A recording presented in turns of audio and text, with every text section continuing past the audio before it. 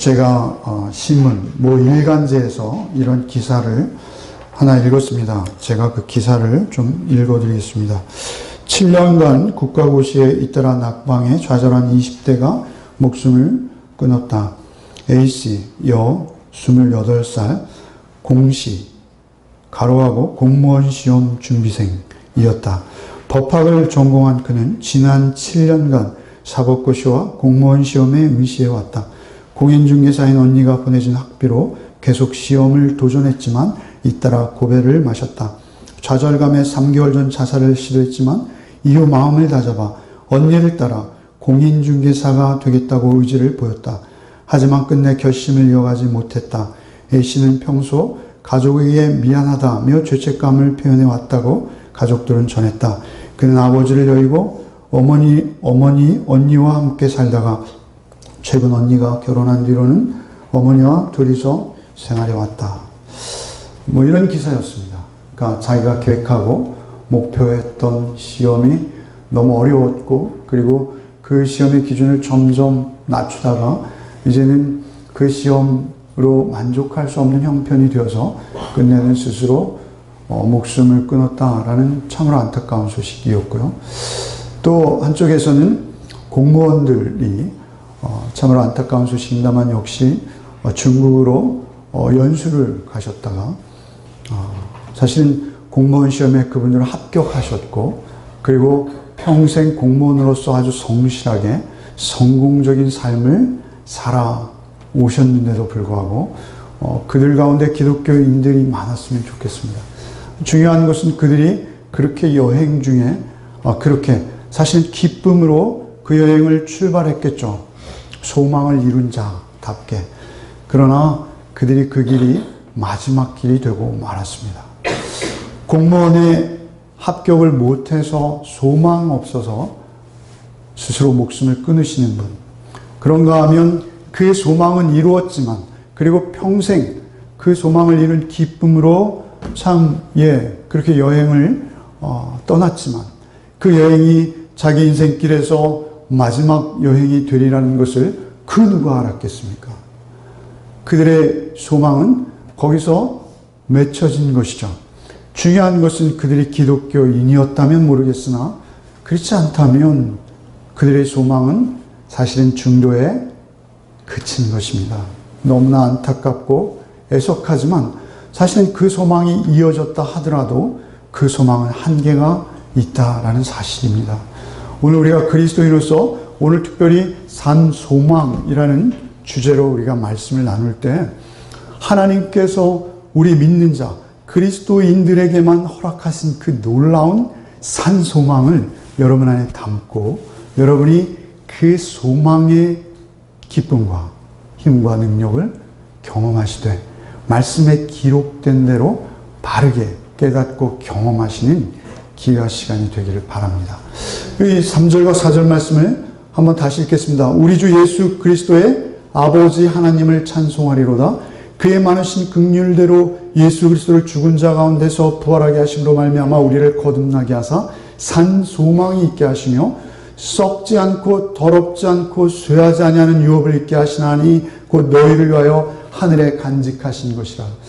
특별히 산 소망이 오늘의 주제인데요. 그 산 소망이 결국 무엇이죠? 유업이라는 단어입니다. 유업. 우리가 소망이 있는 이유는 오늘 본문에서 유업 때문이다 이렇게 말씀하시는 것이죠.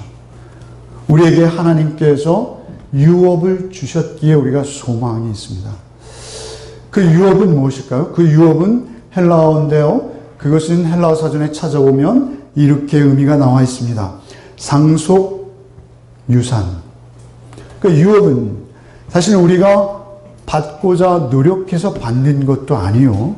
하나님께서 일방적으로 우리에게 상속해 주시는 것인데 그 상속해 주셔서 우리가 받게 된 유업은 그 실체가 무엇일까요? 그것은 천국이죠, 당연히. 그죠? 우리에게 가장 중요한 유업, 하나님의 나라입니다. 하나님의 나라를 우리가 소유하게 된 것이죠. 그 소망으로 인해서 우리는 세상의 어떤 다른 것을 얻은 것이 아니라 하나님 통치하시고 다스리시는 영원한 그 나라를 통째로 물려받는 것이 우리가 유업입니다. 하나님께 물려받는 우리의 가장 소중한 유산이죠. 하나님의 자녀가 되므로 우리가 그 유업을 물려받는데요. 그 유업은 썩지 않고 더럽지 않고 쇠하지 않는다. 이렇게 또 오늘 본문이 말씀하시죠. 썩지 않는 건 무엇입니까?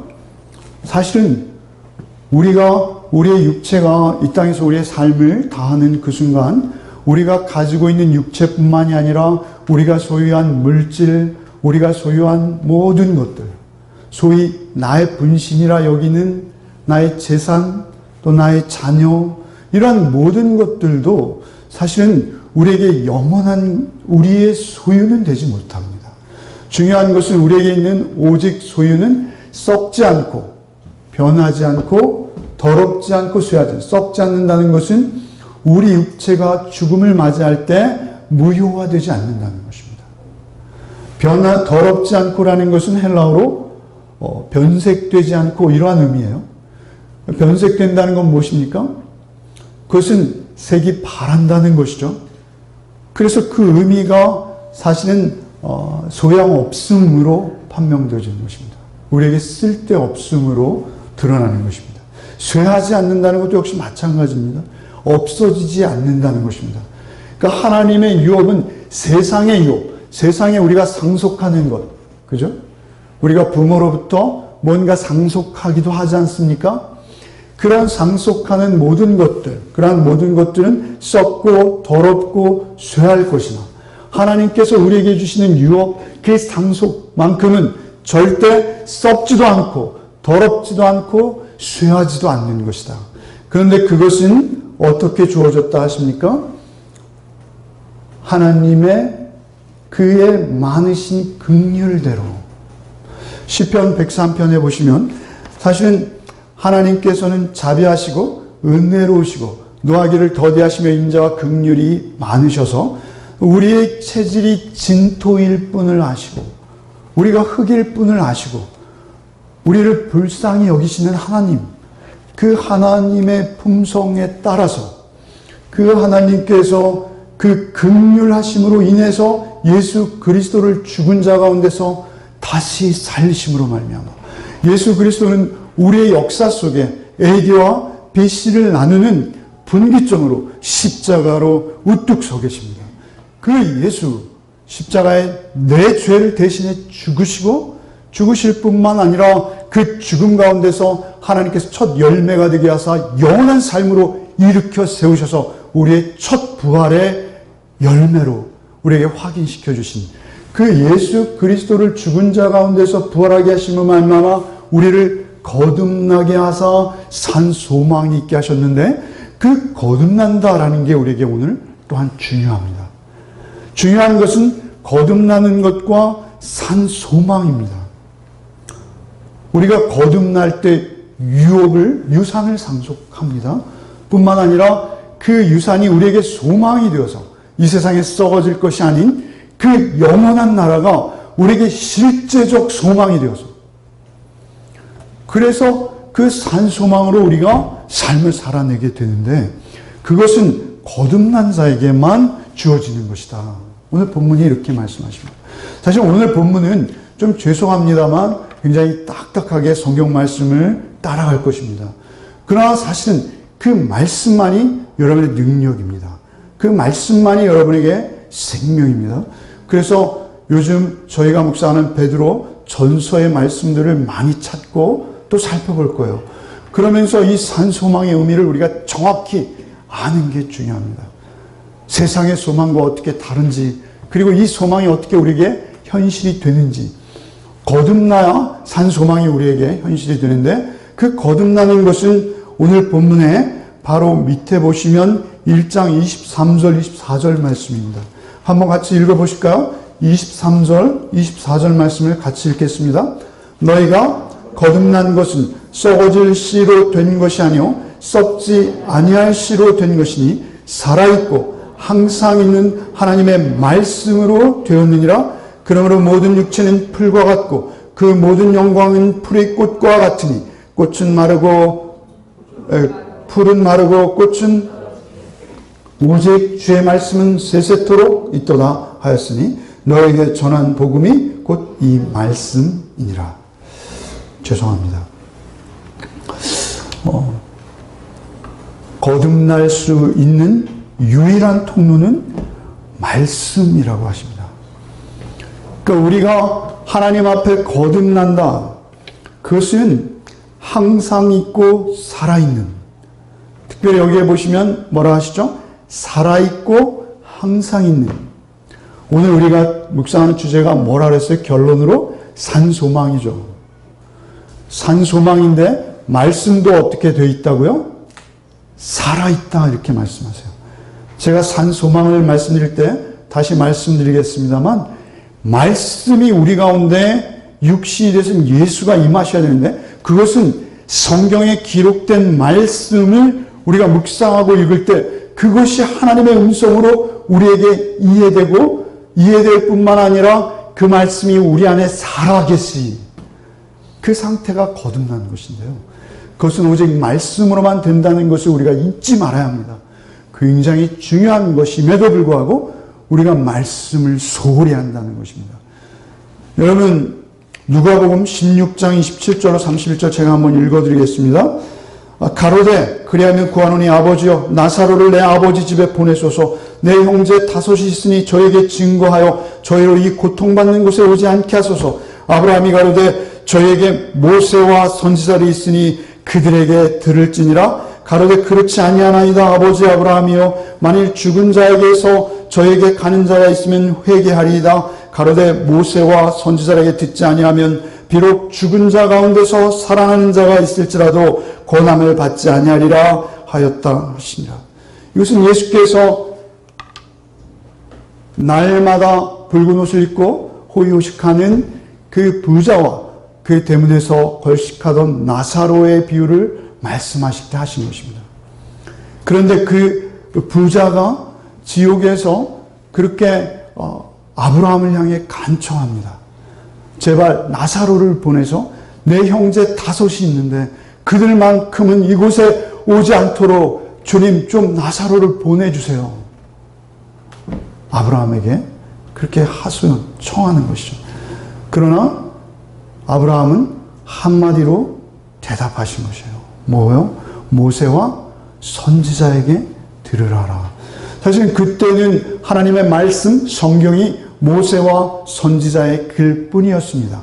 그래서 예수께서 이 예화를 하실 때 사실은 그들에게 있어서 모세와 선지자의 글로도 그들이 구원 얻기에 충분하니 그 글을 통해서 모세와 선지자의 음성을 듣고 구원 받지 못한다면 그들은 죽었다가 살아난 자가 간다 하더라도 절대 구원 얻을 수 없어 라고 아브라함이 말하는 것입니다.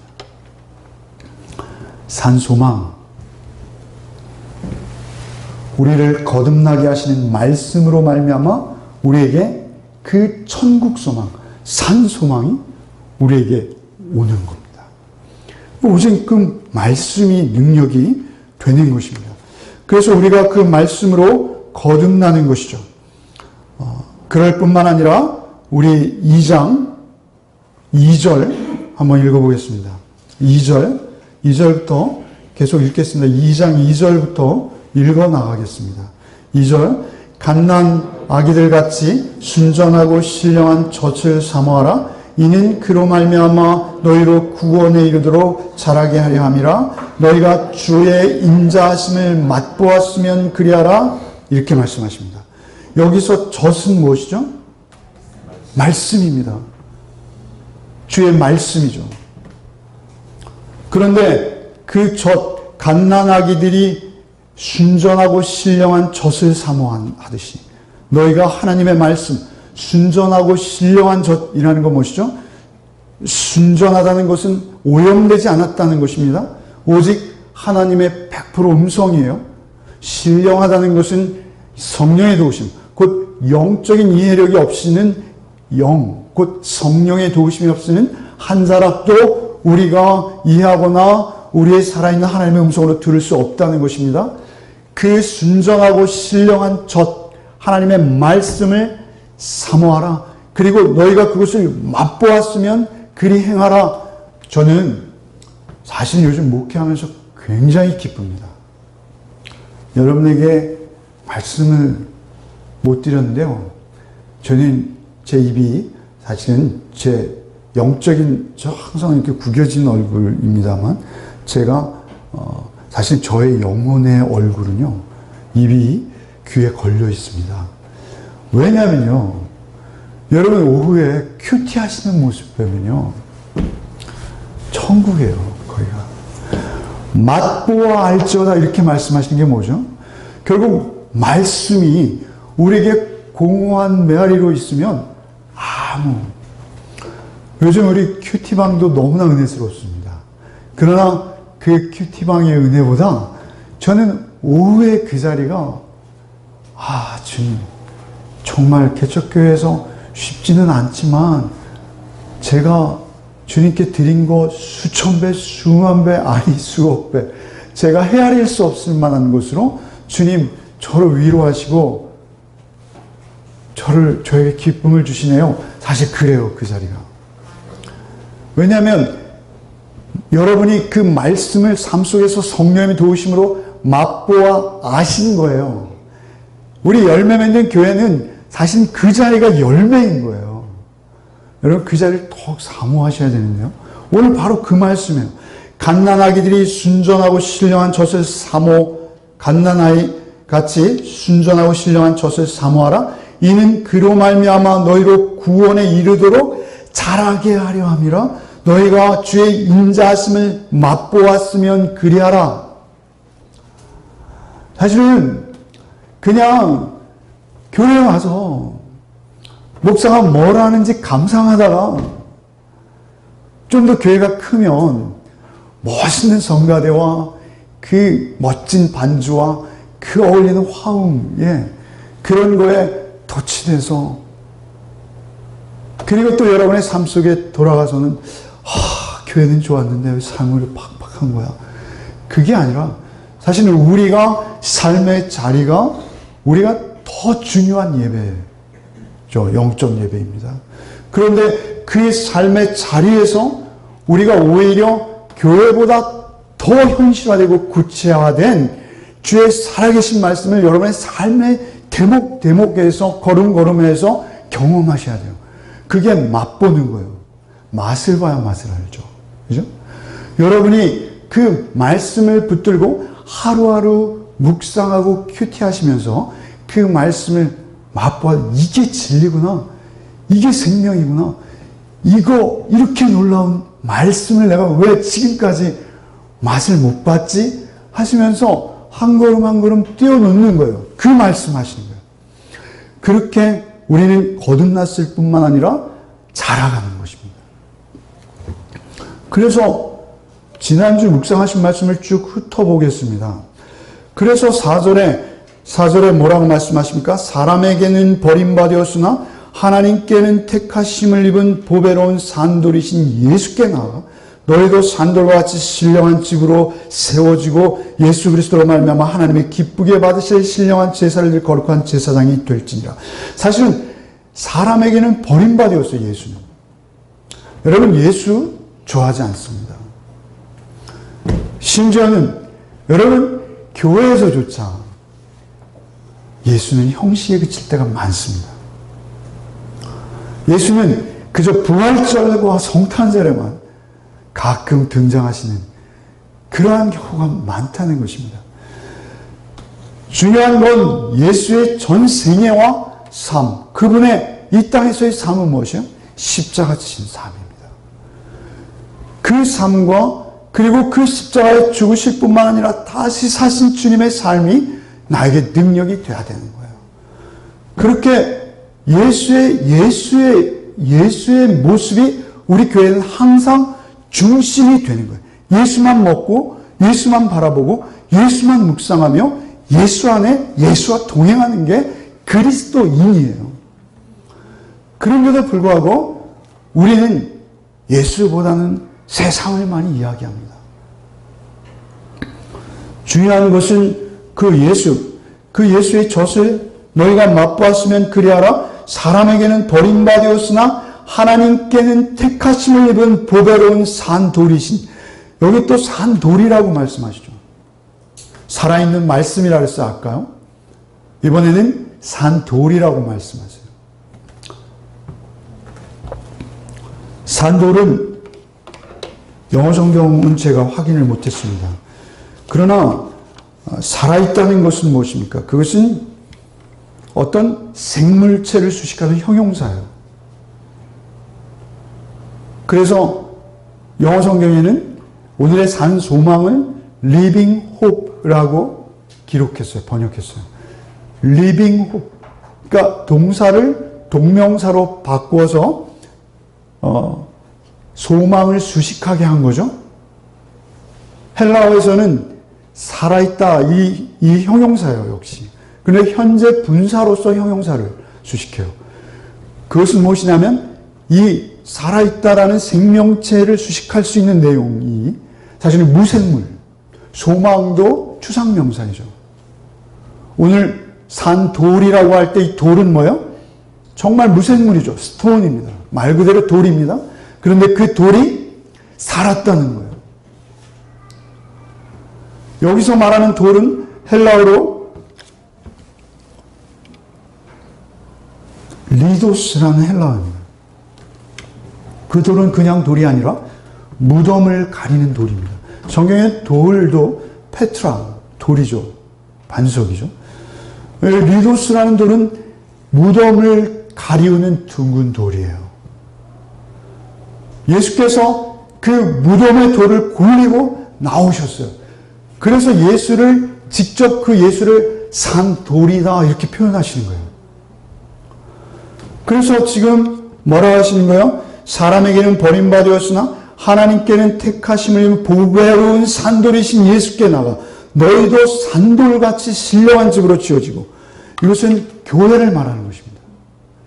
그 산돌, 부활하신 예수가 모퉁이 돌이 되시는 거예요. 그리고 그 모퉁이 돌에 우리도 역시 산돌이 되어서 같이 주의 교회를 세워가는 거예요. 열매 맺는 교회는 그렇게 산돌이 됩시다. 근데 이것은 우리가 벽돌처럼 교회의 성전을 아름답게 지으라는 게 절대 아니에요. 예수님께서는 헤롯의 성전을 무너질 것이라 선언하시잖아요. 중요한 것은 내가 돌인 거예요. 내가 리빙 스톤인 거예요. 선교사님이 아니고요. 살아있는 돌이 되는 거예요. 내가. 돌들도 소리치게 하시는 주님의 능력으로 내가 살아있는 돌이 되는 거예요. 그래서 5절에 그렇게 말씀하시고 6절에 성경에 기록되었을 때 보라 내가 택한 보배로운 모퉁이 돌을 시온에 두노니 그는 믿는 자는 부끄러움을 당하지 아니하리라 하였으니 그러므로 믿는 자에게는 보배이나 믿지 아니하는 자에게는 건축자들이 버린 그 돌이 모퉁이의 머릿돌이 되고 또한 부딪히는 돌과 걸려 넘어지게 하는 바위가 되었다 하였느니라. 그들이 말씀을 순종하지 아니함으로 넘어지나니 이는 그들을 이렇게 정하신 것이라. 하나님께서 정하셨다 하세요. 근데 중요한 것은 사실은 베드로가 이 말씀을 하고 있습니다만 사실 이 말씀은 베드로가 말하는 것이 아니라 주님께서 하신 말씀이에요. 사실은 베드로는 이 주님께서 하신 말씀을 누구보다도 가까이 주님의 발 앞에서 들었어요. 그리고 그것이 이제 그의 성령의 도우심으로 그 안에서 생각나게 되었어요. 그래서 그 말로 복음을 증거하고 설명하고 있는 거예요. 여러분, 죄송하지만 시간이 좀 가더라도 마태복음을 한 번만 가보겠습니다. 마태복음 21장.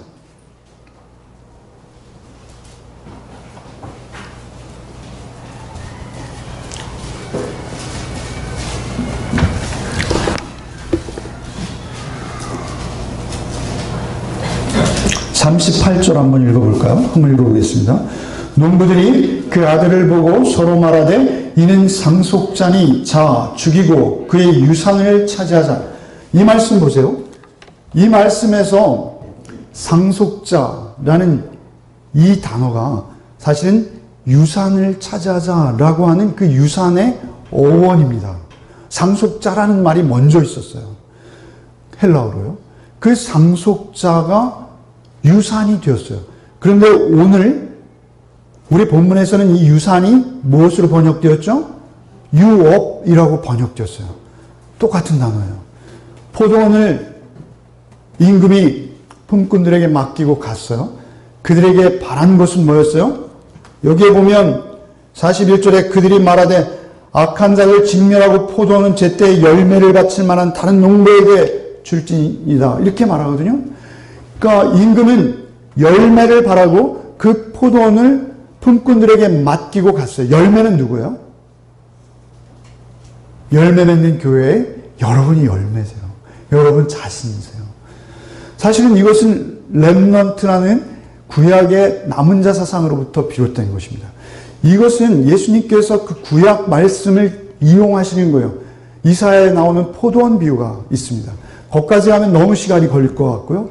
중요한 것은 결국 이스라엘은 땅도 황폐하게 하고 그들도 열매가 되지 못했어요. 그래서 오직 남은 자는 한 분밖에 없으신 거예요. 그 남은 자는 누구세요? 예수. 그래서 예수께서 오셨어요. 선지자를 보내도 안 되고 예언자를 보내도 안 되고, 그래서 내 아들을 보내면 그들이 이제 돌이키겠지. 그러나 그 아들을 죽이는 거예요. 유업을 차지하자. 그것은 무엇이죠? 내 힘과 내 노력, 나의 어떤 행위들, 그러한 것으로 구원 얻겠다는 거예요. 그 유혹이 우리에게 얼마나 강한지 모릅니다. 우리는 오직 십자가의 은혜로만 구원 얻을 수 있음에도 불구하고 우리는 그러한 내 만족과 나를 위한 그러한 나의 어떤 구제 행위, 그런 게 우리를 구원할 수 없다는 것을 성경이 처음부터 끝까지 말씀함에도 불구하고 우리는 그걸 쫓아가는 거예요. 그 열매는 내가 맺는 게 아니에요. 하나님 거잖아요. 그죠? 우리 열매 맺는 교회 성도들이죠. 그런데 그것을 오해한 그들의 마지막 모습을 주님이 이렇게 경고하신 거예요. 그것이 42절부터 44절 한번 같이 읽겠습니다. 42절부터는 같이 읽겠습니다. 한번 읽겠습니다. 예수께서 이르시되 너희가 성경의 건축자들이 버린 돌이 모퉁이의 머릿돌이 되었나니 이것은 주로 말미암아 된 것이요 우리 눈에 기이하도다 함을 읽어본 일이 없느냐. 그러므로 내가 너희에게 이르노니 하나님의 나라를 너희는 빼앗기고 그 나라의 열매 맺는 백성이 받으리라. 이 돌 위에 떨어지는 자는 깨어지겠고 이 돌이 사람 위에 떨어지면 그를 가루로 만들어 흩으리라. 주님께서 너무나 끔찍한 표현을 사실 쓰고 계신 거예요. 그러나 이것은 엄중하신 주님의 경고입니다. 주님이 산 돌이세요. 모퉁이 돌이세요. 그런데 주님을 우리가 거쳐간다 하면서 교회에 출입은 하였으나 그 산돌에 걸려 넘어지는 자들이 있다는 거예요. 주님은 우리에게 당부하신 말씀이 있고 우리에게 전하신 복음이 있어요. 생명의 복음이. 그런데 그 복음을 내가 내 마음대로 내 자의대로 잘못 해석하고 그 예수께 나간 자는 그 돌에 걸려서 넘어진다는 거예요. 넘어지는데 그냥 넘어지는 게 아니라 죽음을 의미하는 거예요. 그런가 하면 그때 당시에 그 잘못된 종교 지도자들, 그들에게는 그 돌이 직접 떨어질 것이다. 더 엄중히 경고하시는 거예요. 그래서 예수 잘못 전하면 너희들 그 모퉁이 돌이 너희를 심판하실 것이요. 마지막 날 그 모퉁이 돌에 깔려 아주 박살이 날 것이다. 지금 이렇게 엄중하게 뭐라 하십니까? 가루로 만들어 흩으리라. 이렇게 경고하신 거예요. 얼마나 무섭고 두려운 말씀입니까? 사실은 이 말씀을 우리는 잘 기억해야 합니다.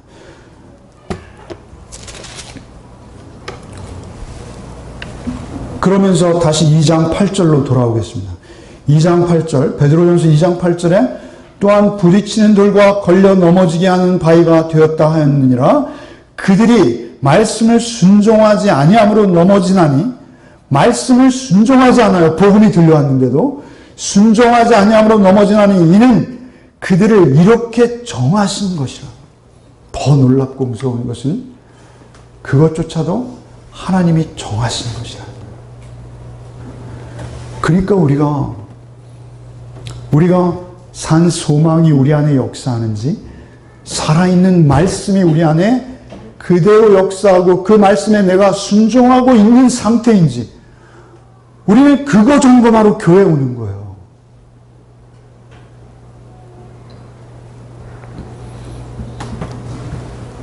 그런데 우리 엉뚱한 생각 가지고 나올 때가 너무 많아요. 여러분, 소망이라는 설교를 많이 들으셨죠? 소망이라는 교회 이름을 가지고 있는 교회들도 많아요. 소망이라는 설교를 들으면 저도 거의 세뇌가 되다시피 들어온 소망이라는 설교들은 뭐였습니까? 예수님이 우리를 도와주신다. 긍정적인 사고를 해라.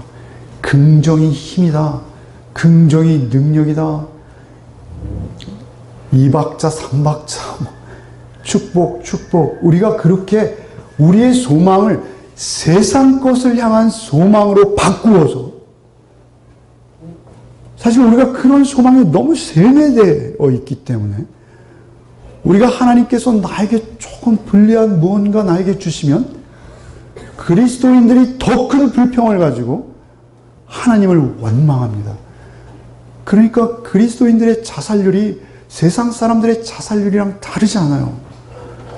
그리스도인들의 범죄율이 세상 사람들의 범죄율과 다르지 않아요. 그 이유는 뭘까요? 여기 산소망이라고 할 때 산소망, 리빙, 이것은 아까 말씀드렸지만 역동적인 거예요. 그래서 우리 안에서 그 소망이 우리를 끌고 가는 거예요. 우리 기관차처럼. 그래서 그 산소망이 우리 안에 역사해서 우리의 눈빛을 달라지게 하고요. 우리의 세상에서 우리의 가치관을 변화시키고요. 그리고 우리의 삶을 송두리째 바닥에서 위로 엎어버리는 거예요. 그래서 세상의 기준으로 사는 게 아니에요. 우리 7절 한번 1장 7절 봅시다. 1장 7절. 7절 같이 한번 읽어봅시다. 시작. 너의 믿음의 확실함은 불로 연단해도 없어질 금보다 더 귀하여 예수 그리스도께서 나타나실 때 칭찬과 영경과 존귀를 얻으려는 것입니다. 사실은 아까 우리 찬양팀이 찬양했습니다만 베드로의 그 기록이나 말 중에는 금과 은이 자주 등장해요. 금을 우리가 얻기 위해서는 연단하지 않습니까? 금을 얻기 위해서는 몇 트럭 분의 돌을 녹여내야지 금덩이 조그만 게 하나 나오잖아요. 사실 이때 당시 베드로의 편지를 받아보는 갑바도기아, 본도, 아세아, 소아시아에 모여있는 흩어져 있는 많은 교회들은 로마의 네로의 핍박으로부터 생명을 보존하기 위해서 흩어져 있는 갑바도기아, 그런 분들이 있어요. 그런 분들은 큰 시험, 극심한 고통, 사자의 밥이 되고 불 속에 던져지고, 사실 재산을 다 빼앗기고 도망하는 정도는 고난도 아니에요. 그들에게는 그러한 극심한 고난 가운데 있었어요. 그래서 베드로는 그 배교가 많아진 그들에게 이 말씀을 주시는 거예요. 그러면서 너희는 사실은 불로 연단하는 그 시험, 그것은 금처럼 너희를 연단해서 순전한 믿음, 순수한 믿음, 그래서 예수께서 칭찬하시고 너희들을 온전히 품어주실 수 있는 그 순전한 믿음의 상태에 너희를 이루기 위해서 하나님께서 허락하신 고난과 시험이야. 이렇게 말씀하시는 게 사실 베드로 전체의 주제죠. 그러면서 오늘 가장 중요한 말씀, 9절 말씀 한번 같이 읽어볼까요? 6절 말씀 한번 읽어보겠습니다. 시작. 그러나 너희는, 같이 읽어보겠습니다. 2장 9절, 베드로전서 2장 9절 한번 읽어보겠습니다. 그러나 너희는 택하신 족속이요 왕같은 제사장들이요 거룩한 나라요 그의 소유된 백성이, 이는 너희를 어두운 데서 불러내어 그의 기이한 빛에 들어가게 하시니 아름다운 덕을 선포하게 하려 하시며. 너무나 중요한 베드로 전체의 주제이기도 하죠. 여기서 가장 중요한 단어가 뭘까요? 가장 중요한 단어는요, 그러나 너희는 택하신 족속이요 왕 같은 제사장이라는 거예요. 우리를 제사장 삼으셨어요. 왕도 아니고요. 제사장이라는 단어가 여기서 제일 중요해요. 우리를 제사장들이요 거룩한 나라요 그의 소유된 백성이니 이 5절로 한번 가보죠. 5절 말씀도 같이 한번 읽겠습니다. 시작. 너희도 산돌같이 신령한 집으로 세워지고 예수 그리스도로 말미암아 하나님이 기쁘게 받으실 신령한 제사를 드릴 거룩한 제사장이 될지니라. 제사를 드릴 거룩한 제사장이 될지니라. 이렇게 말씀하셨죠? 제사를 드릴 거룩한 제사장이 될지니라. 그런데 이 제사라는 단어가요, 우리가 잘 아는 로마서 12장 1절 제가 한번 읽어드릴게요. 너희 몸을 하나님이 기뻐하시는 거룩한 산 제사로 드리라. 이는 너희들의 영적 예배니라. 이 말씀 외우시잖아요. 너희의 몸을 하나님이 기뻐하시는 거룩한 산 제사로 드리라. 그랬는데 이번 성경에 뭘로 바뀌었다고요? 제물로 바뀌었어요. 그 로마서 12장 1절 말씀 읽으면 지금 여러분이 가지고 계신 성경에는 너희 몸을 하나님이 기뻐하시는 거룩한 산 제물로 드리라. 이렇게 되었어요. 그 사실 이 제사라는 단어도 제물이라는 단어예요. 똑같은 거예요. 다시 한번 읽어보시면 이렇게 읽을 수 있는 거예요. 이 말씀은. 하나님이 기쁘시게 받으실 신령한 제물을 드릴 거룩한 제사장이 될지라. 신령한 제물을 드릴 거룩한 제사장이 될지라. 베드로께서 우리에게 명하신 명령은 너희가 그 신령한 제물을 드릴 제사장이 되라는 거예요. 그리고 다시 9절에서 너희는 택하신 족속이요 왕 같은 제사장이요 이렇게 말씀하신 거예요. 그러니까 우리는 뭐예요? 제물이라는 거예요. 예수님은요 큰 대제사장으로서 제사장만 되신 것이 아니라 어린 양으로서 당신이 직접 피 흘리셔서 3절 말씀은 뭐예요? 핏뿌림을 베푸시고 당신이 스스로 제물이 되셨어요. 그래서 우리에게 너희도 제물되고 제사장 되라 말씀하신 거예요. 그러면 우리의 삶이 어떠해야 하겠습니까? 사실은 그게 기쁨이 되어야 돼요. 그래서 우리에게 제물 되라 하시는 거예요. 그리고 제사장, 왕 같은 제사장. 여러분, 예수님이 왕이십니까? 우리가 세상의 기준과 세상의 논리로 되어 있으면 예수님이 왕으로 인정 안 됩니다. 여러분, 예수가 이 땅에 오셔서 살아생전에 하신 게 무엇입니까? 30년 동안 목수하시다가 3년 동안 그 12명의 남루한 제자들을 이끌고 이리저리 방황하시다가 여우도 굴이 있고 새들도 깃들 둥지가 있지만 머리 둘 곳도 없이 지내시다가 십자가에 죽임당하신 것으로 끝난 거예요. 부활하셔서 40일 동안 제자들에게만 보이셨어요. 그러니까 세상에서 예수님을 우리가 만나는 예수님은 그렇게 비참하신 분이에요. 사실은 예수님은 알렉산더나 징기스칸이나 나폴레옹 같은 왕이 아니에요. 왕 중에 왕, 가장 넓은 나라를 세웠던 그 왕들, 우리 왕들과는 비교도 안 되는 그 왕들, 사실 그러한 왕들과 예수님의 이미지는 전혀 다른 거예요. 예수님은 어떤 왕이세요? 정말 왕이세요. 섬김의 왕이세요. 여러분, 우리 대통령의 모습이 요즘 우리 왕입니까? 우리의 왕은 어때야 돼요? 하나님께서 왕은 이런 거야 라고 예수님을 샘플 삼아 보여주신 거예요. 그래서 우리가 너희는 왕 같은 제사장이다 이렇게 말씀하신 진짜 의미는 뭐예요? 너희도 그렇게 피 흘리는 게 맞아. 이 말씀하시는 거예요. 너희가 왕 같은 제사장 살아야 돼. 이렇게 말씀하시는 거예요. 여러분, 제가 처음에 소망을 말씀드릴 때 세상의 소망을 말씀드렸어요. 그분이 공무원 시험을 합격하고 돈을 많이 벌어서 좋은 아파트에서 잘 살았다고 봅시다. 여러분, 우리가 그러한 소망 이중 축복, 삼박자 축복, 긍정의 힘, 긍정의 사고, 그것이 우리를 어디로 인도합니까? 그거는 우리를 세상으로 인도해요. 세상의 한복판으로 우리를 인도하는 거예요.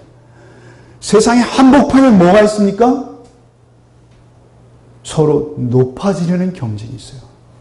시기심과 질투심과 다툼과 경쟁이 있어요. 우리는 그것이 아니라 하나님의 나라로 인도함을 받는 자들이에요. 그래서 우리는 왕같은 제사장이라 명령하신 거예요. 그리고 우리가 하나님의 능력으로 나는 그렇게 살아낼 수 없으나 하나님이 내 안에 오셔서, 그래서 우리 요한복음 한 번만 더 가보죠. 시간이 조금 있어서. 요한복음 우리가 늘 요즘 제가 자주 읽는 요한복음 14장 말씀 한번 가봅시다.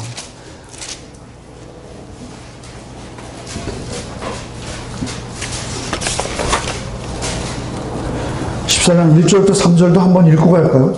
한번 읽겠습니다. 너희는 마음에 근심하지 말라. 하나님을 믿으니 또 나를 믿으라. 내 아버지 집에 거할 곳이 많도다. 그렇지 않았으면 너희에게 일렀으리라. 내가 너희를 위하여 거처를 예비하러 가노니 가서 너희를 위하여 거처를 예비하면 내가 다시 와서 너희를 내게로 영접하여 나 있는 곳에 너희도 있게. 다시 와서 너희를 내게로 영접하여. 그런데 어떻게 오셔서 어떻게 오세요? 어떤 모습으로 오세요? 14장 16절부터 한번 읽겠습니다. 16절. 지금 14장이죠?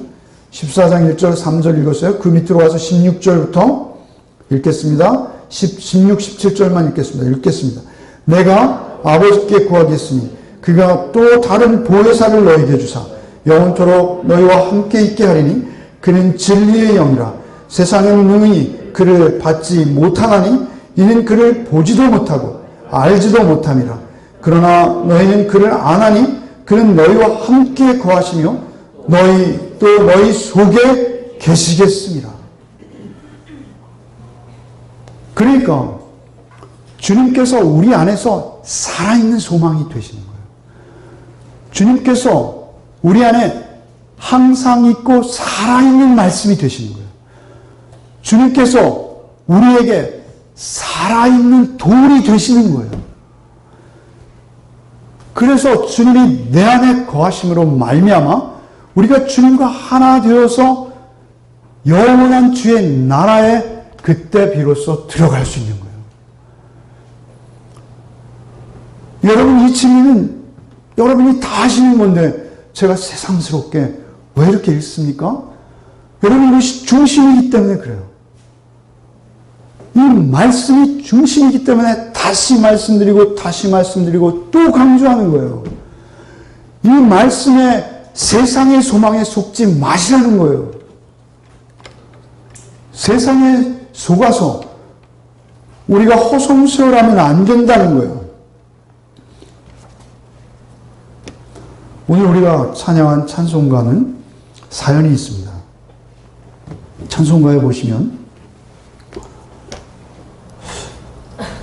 왼편 위쪽에 2.모트라고 써 있어요. 그것은 이 찬송가를 작시한 에드워드 모트라는 분의 성함이에요. 사실 우리가 오늘 이 땅을 살면서 사실은 베드로 전설을 수신하던 그 당시에 갑바도기아에 흩어져 비두니아와 갑바도기아 아시아와 여러 곳에 흩어져 있던 그 성도들과 같이 박해를 받지 않아요, 우리는. 그런데 우리가 박해를 안 받는다 해서 그들보다 더 구원이 가깝습니까? 아닙니다. 우리가 박해를 받지 않기 때문에 우리는 시험이 없고 고난이 없고 연단이 없어요. 주님이 오실 때 우리를 칭찬하시고 우리를 주의 온전한 자녀로 인정해 주실 만한 순수한 믿음을 잃기가 그만큼 더 어려워요. 믿음을 잃기가 쉬워요. 우리의 이 음란하고 황금 만능주의에 쩔어서 금과 은이면 안 되는 것이 없는 이 세상, 우리가 살면서 오롯이 예수만을 믿고 금과 은 나 없어도 내게 있는 건 내게 주니 나사렛 예수의 이름으로 일어나 걸어라 라고 말하며 우리가 복음 전하는 자로 살아내기가 힘들어요. 여러분, 오늘 그 2장 9절 말씀 뭐라고 하세요? 2장 9절 말씀에 그의 소유가 된 백성이니 너희는 어두운 데서 불러내어 그의 기이한 빛에 들어가게 하시니 아름다운 덕을 선포하게 하려 하십니다. 그의 기이한 빛에 들어가게 하시니, 기이한 빛이에요. 이 기이한 빛은요, 우리의 눈으로 광도를 재는 럭스 뭐 이런 단위로 잴 수 없는 빛이에요. 이 빛은 우리의 눈으로 보이는 빛이 아니에요. 그 기이한 빛이 우리에게 비추어졌어요. 진리의 말씀의 빛이. 죽으면 산다는 그 말씀의 빛. 살려고 하면 오히려 죽고 죽으면 산다는 그 말씀의 빛이 우리에게 비춰진 거예요. 그래서 그 말씀을 쫓아서 아름다운 덕을 선포하게 하려 하십니다. 아름다운 덕을 선포하게 하시겠대요? 여러분, 아름다운 덕을 선포한 자들이 누구입니까 도대체? 장로로 대통령이 된 자입니까? 장로로 총리가 된 자입니까? 두드러기로 군대를 면제받은 그분이 복음의 덕을 선포했습니까? 선전했습니까? 아니에요. 갑바도기아에서 300년, 400년 동안 빛도 보지 못하고 그 유업을 자기의 자녀들에게 물려주기 위해서 그들은 키가 크지 않았다고 해요. 자기의 자녀, 300년이에요, 무려. 학자들이, 고고학자들이 발굴한 바에 의하면 400구 정도의 시체가 400만 구의 시체와 뼈가 그 속에 있대요. 그 세대를, 오는 세대, 10세대를 거쳐가면서 자기의 자녀가 또 그 손주가 그 빛도 보지 못하는 어두운 굴 속에서 죽으며 그곳에 뼈를 묻는, 그러면서도 그 산 소망이 그들을 움직여가서 그들이 그 산 소망을 자기의 자녀들에게 주고 그 평생의 유업을 물려주기 위해서 그 삶을 살아낸 그들이 복음을 전한 거예요. 그들이 그 빛을 전한 것이요, 그 복음이 우리에게 비춰진 거예요. 누가 복음을 선포했습니까? 우리는 늘 기도하죠. 하나님, 저에게 조건만 주세요. 저에게 한몫 잡게 해주세요. 그럼 제가 교회를 크게 지어서 하나님 복음을 크게 전할게요. 사람도 많이 모을게요. 그래서 복음이 전해져 가는 게 아니란 말입니다. 복음은 그 반대로 전해져 갔어요. 항상 우리의 역사를 보면. 여러분이 여러분의 자녀에게 복음 물려주고 싶으십니까? 그렇다면 왕 같은 제사장으로 사십시오. 제물을 들고 그 피 뿌리기 위해서 지성소에 들어가는 그 제사장, 그 제사장의 모습으로 사십시오. 예수의 피를 날마다 의지하고 예수의 피 뿌림을 받았다. 베드로에서 그렇게 말하죠. 몇 절이죠? 2절, 1장 2절. 곧 하나님 아버지의 미리 하심을 따라 성령의 거룩하게 하심으로 순종함과 예수 그리스도의 피 뿌림을 얻기 위하여 택하심을 받은 자들에게 편지하노니, 그 피 뿌림을 우리가 받아서 내가 제물이 되는 거예요. 제물만 될 뿐 아니라 이제는 그 말씀이 육신이 되어서 오신 예수가 내 안에서 산 돌, 살아있는 말씀, 산 소망으로 내 삶을 인도하심으로 말미암아 나는 이 땅을 보는 것이 아니라 천국을 보며 이 땅에서 제사장적 삶을 사는 거예요. 제사장은 뭐 하는 거예요? 대신 죽는 거예요. 제사장은 뭐 하는 거예요? 우리에게 대신 죽을 능력이 없잖아요. 그러니까 기도해야 되는 거예요. 그러니까 주님 앞에 나가야 되는 거예요. 성경이 참으로 그런가? 여러분 날마다 상고하세요. 성경이 참으로 그것을 말하고 있는가? 여러분 날마다 묵상하세요. 그리고 여러분 이 땅에 소망 두지 마시고 오직 하늘의 소망, 산 소망, 썩지 않고 변하지 않고 영원한 소망 붙드시고 이 세상에서 환난을 당하나 담대하라. 내가 세상을 이겼노라 라고 선언하신 주님의 말씀 따라 여러분 계신 그곳에서 왕같은 제사장, 택하신 소유된 백성의 삶을 살아내시는 복이 저와 여러분에게 있기를 바랍니다. 당하십시오. 기꺼이 당하십시오. 아니 스스로 당하십시오. 그것이 우리에게 맡기신 삶이에요. 에드워드 모트를 얘기하다 말았는데요. 그가 가난한 공장의 직공이었어요. 나무로 캐비넷을 제작하는 공장의 공원이었어요. 늘 불평하고요. 열등의식, 반항의식, 원망. 그래서 늘 겨우 이런 공창에 망치나 두드리면서 이 어두운 곳에서 평생 이렇게 살아야 되나?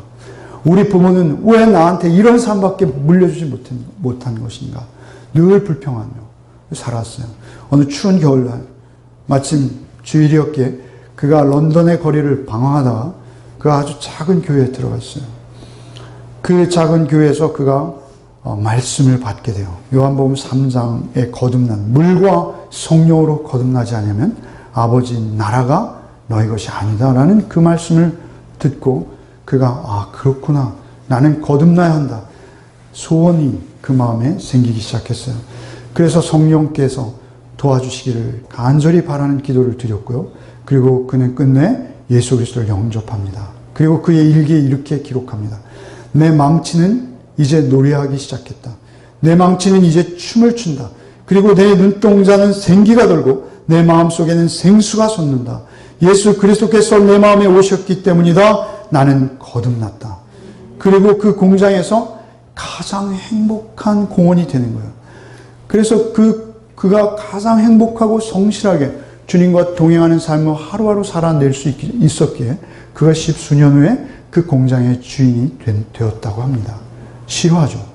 그리고 그가 그 공장의 주인이 되고 나서 55세 되던 해 그가 이런 고백을 합니다. 주님 축복하셔서 번창하게 하신 목공소입니다. 주님 앞에 드립니다. 이게 제사장의 삶이에요.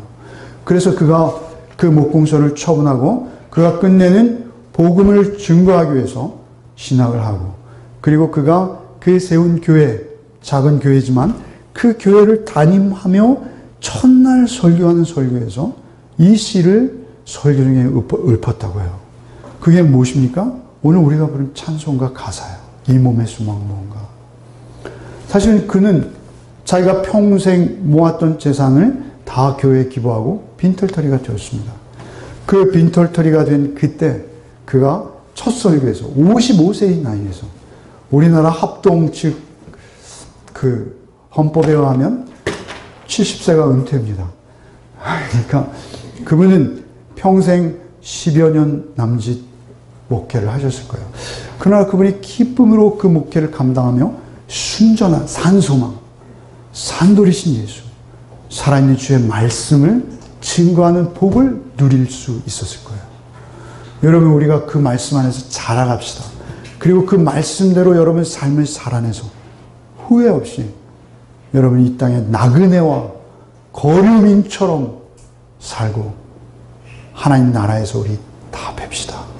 그 영원한 나라에 우리 열매 맺는 가족이 거기에 있어요. 우리 교회는 여기에 있지 않고 거기에 있는 교회입니다. 그 교회 되게 하실 줄 믿습니다. 그래서 우리가 그곳에서 찬양하는 거예요. 영원히 주님을 찬양하는 거예요. 우리에게 왕 같은 제사장 되신 주님을 찬양합시다. 488장 찬송하고 제가 기도하고 마치겠습니다.